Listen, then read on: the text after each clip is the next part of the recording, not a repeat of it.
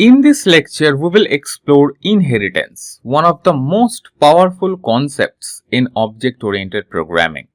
Inheritance allows one class to inherit properties and methods from another.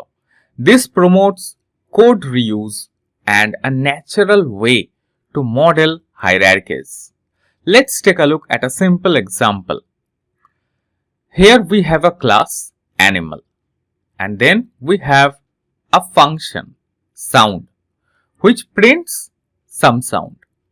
Next we are creating one more class dog, and inside parenthesis we are providing the class name of animal, this class name. And here we have a function bark which prints woof. Here dog inherits from animal. It gets access to the sound method, and it can also have its own method bark. You can override methods too.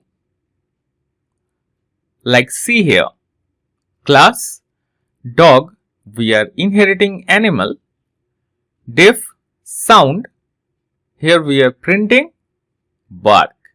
Now dog.sound will print bark instead of some sound. Use the word super function to call the parent class constructor. Yes. Let's create another class dog which inherits animal. And inside its constructor, what we are doing? We are calling super.init. So what does it mean?